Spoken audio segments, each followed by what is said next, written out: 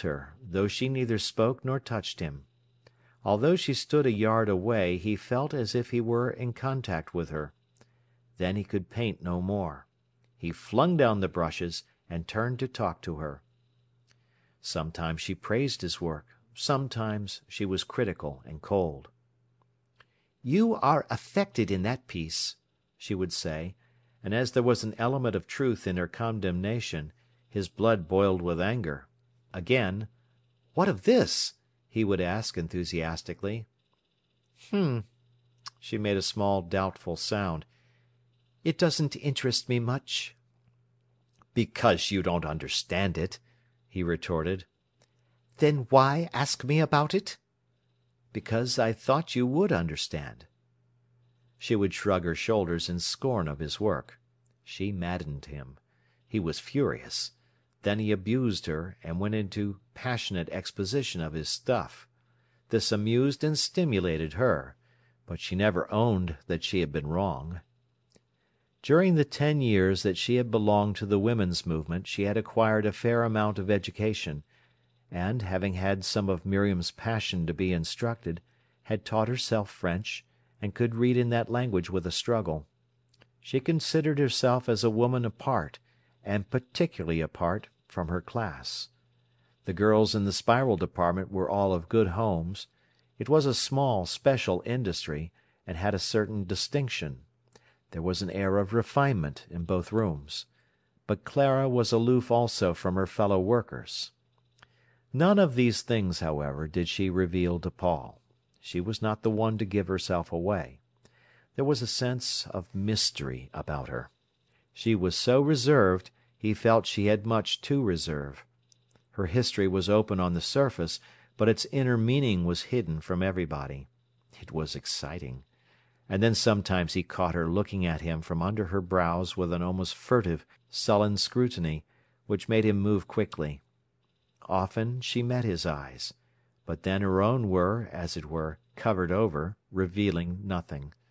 She gave him a little, lenient smile. She was to him extraordinarily provocative, because of the knowledge she seemed to possess, and gathered fruit of experience he could not attain. One day he picked up a copy of Lettres de mon Moulin from her work-bench. "You read French, do you?" he cried. Clara glanced round negligently. She was making an elastic stocking of heliotrope silk, turning the spiral machine with slow, balanced regularity, occasionally bending down to see her work or to adjust the needles. Then her magnificent neck, with its down and fine pencils of hair, shone white against the lavender, lustrous silk. She turned a few more rounds and stopped. "What did you say?" she asked, smiling sweetly. Paul's eyes glittered at her insolent indifference to him. "I did not know you read French," he said, very polite. "Did you not?" she replied, with a faint, sarcastic smile. "Rotten swank," he said, but scarcely loud enough to be heard. He shut his mouth angrily as he watched her. She seemed to scorn the work she mechanically produced, yet the hose she made was as nearly perfect as possible. "You don't like spiral work," he said. "Oh, well, all work is work," she answered, as if she knew all about it. He marvelled at her coldness. He had to do everything hotly. She must be something special. "What would you prefer to do?" he asked. She laughed at him indulgently as she said: "There is so little likelihood of my ever being given a choice that I haven't wasted time considering." "Pah!"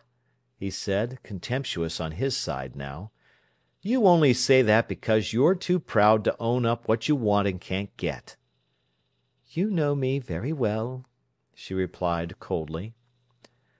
"I know you think you're terrific great shakes, and that you live under the eternal insult of working in a factory." He was very angry and very rude. She merely turned away from him in disdain. He walked whistling down the room, flirted and laughed with Hilda. Later on he said to himself, "What was I so impudent to Clara for?" He was rather annoyed with himself, at the same time glad. "Serve her right, she stinks with silent pride," he said to himself angrily. Chapter 10